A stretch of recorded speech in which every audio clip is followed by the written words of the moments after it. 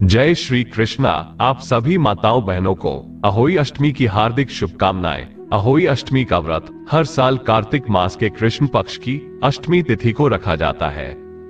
माताएं इस दिन निर्जला व्रत रखती हैं और प्रदोष काल में यानी कि शाम के समय अहोई माता की विधि विधान से पूजा की जाती है।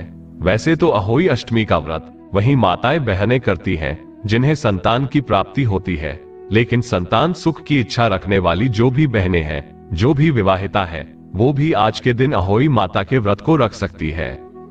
पूजा करते समय अहोई माता के व्रत की कथा जरूर सुननी चाहिए। बिना व्रत कथा सुने इस व्रत का पुण्य फल प्राप्त नहीं होता है। आइए सुनते हैं अहोई अष्टमी व्रत कथा। हे अहोई माता, इस व्रत कथा को कहने सुनने वाले सभी माताओं बहनों की संतान की रक्षा करना आप सभी से अनुरोध है। कमेंट बॉक्स में अहोई माता की जय जरूर लिखिएगा। पौराणिक कथा के अनुसार एक साहूकार के 7 बेटे और एक बेटी थी। समय आने पर साहूकार ने अपने 7 बेटों और बेटी का विवाह कर दिया। अब उसके घर में 7 बेटों के साथ 7 बहुएं भी थी।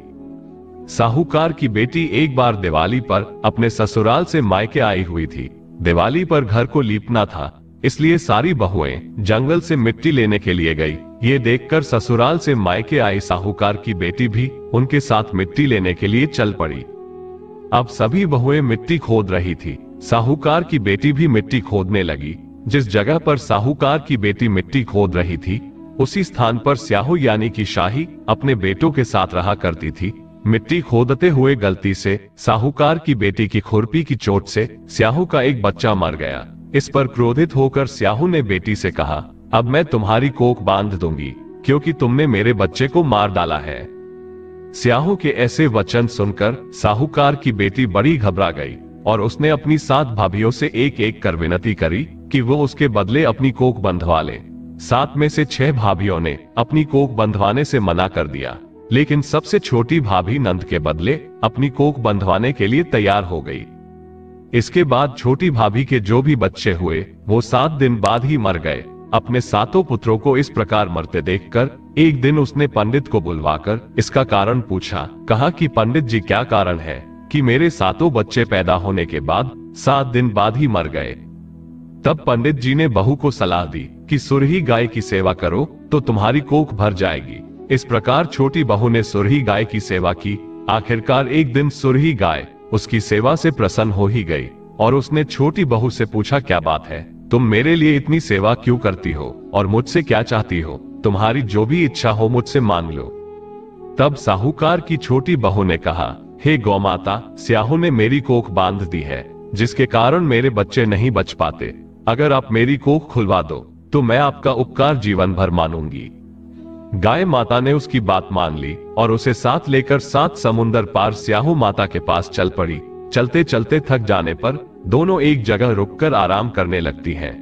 अचानक साहूकार की छोटी बहू की नजर एक ओर जाती है। वो देखती है कि एक सांप गरुड़ पंखनी के बच्चे को डसने जा रहा है और वह उस सांप को मार देती है। इतने में गरुड़ पंखनी वहां आ जाती है और खून बिखरा हुआ देखकर उसे लगता है कि छोटी बहू ने उसके बच्चे को मार डाला है।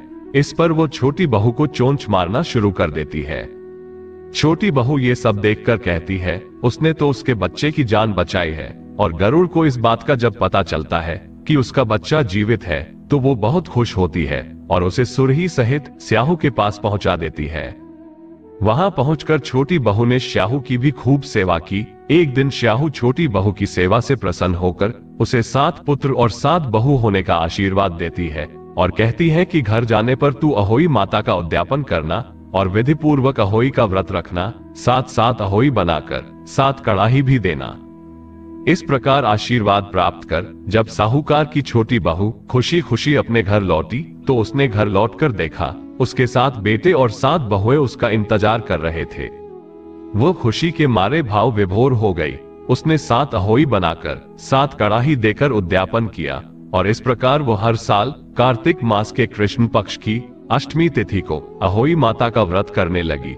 अगर आपको यह वीडियो पसंद आई हो और जानकारी अच्छी लगी हो तो वीडियो को लाइक कर दीजिएगा, अपने दोस्तों के साथ शेयर कर लीजिएगा और हाँ, हमारे चैनल राम राम जी को सब्सक्राइब करना मत भूलना। मिलते हैं अगली वीडियो में, तब तक के लिए राम राम जी।